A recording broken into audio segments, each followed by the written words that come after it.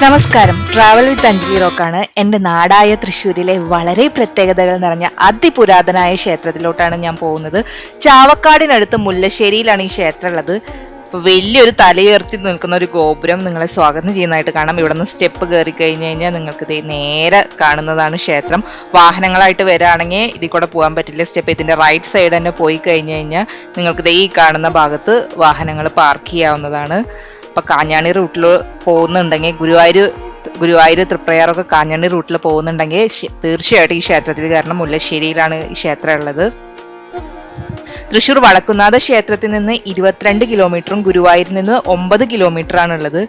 ധ്യാനഭാവത്തിലിരിക്കുന്ന മഹാദേവനെ ആരാധിക്കുന്ന ക്ഷേത്രമാണ് ഈ കാണുന്ന പറമ്പൻ തളി ക്ഷേത്രം.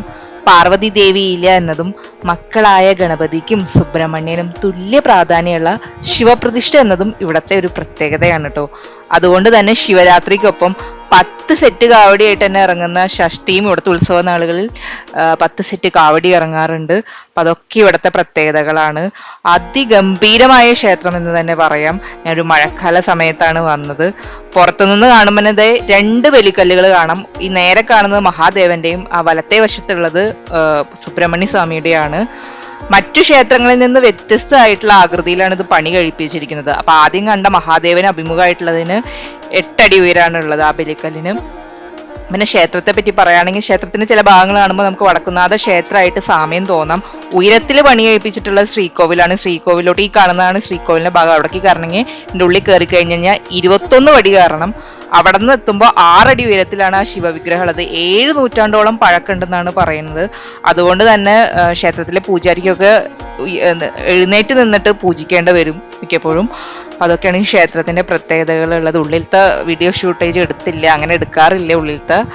പിന്നെ ഈ ക്ഷേത്രത്തിലോട്ട് കയറുമ്പോൾ ക്ഷേത്രത്തിന് പുറത്തായിട്ട് തന്നെ ഒരു ബോർഡ് വെച്ചിട്ടുണ്ട്. ക്ഷേത്ര ഭാരവാഹികളുടെ അനുവാദം കൂടാണ്ട് വീഡിയോ എടുക്കാൻ പാടില്ല. അപ്പം നമ്മൾ അനുവാദം ചോദിച്ചിട്ടാണ് വീഡിയോ എടുത്തത്.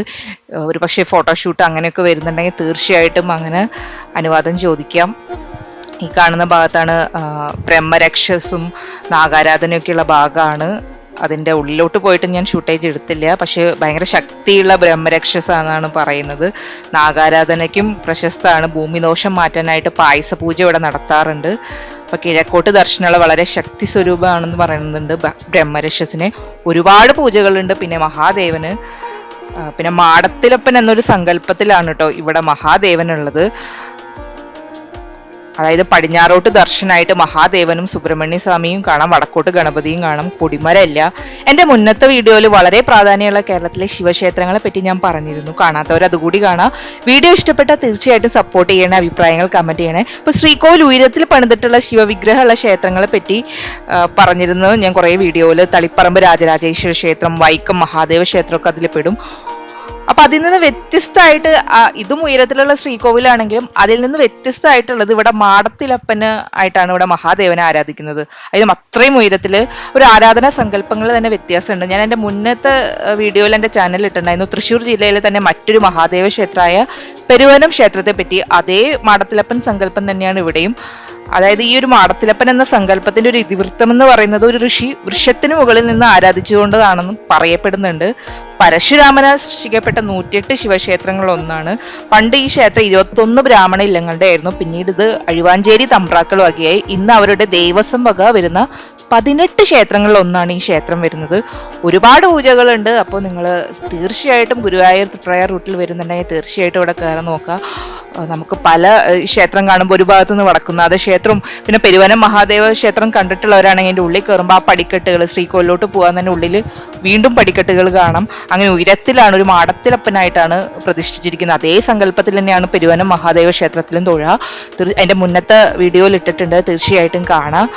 അപ്പോൾ തീർച്ചയായിട്ടും ഈ വഴി വരുന്നുണ്ടെങ്കിൽ ഈ ക്ഷേത്രത്തിൽ കയറാൻ മറക്കരുത്. നല്ല മനോഹരമായ ക്ഷേത്രമാണ്. ഇതാണ് ഞാൻ ആ പറഞ്ഞ ബോർഡ്. അതിൽ കാണുന്ന നമ്പറിൽ ഇനി നിങ്ങൾക്ക് വീഡിയോ എടുക്കണമെങ്കിൽ അതിൽ കാണുന്ന നമ്പറിൽ വിളിച്ച് അനുവാദം വാങ്ങുക.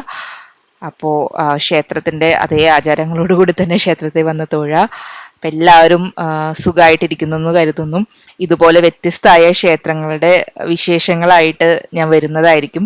എല്ലാവരും സുഖമായിട്ട് ഇരിക്കണമെന്ന് കരുതുന്നു. എല്ലാവർക്കും ശുഭദിനം നേരുന്നു. Thank you.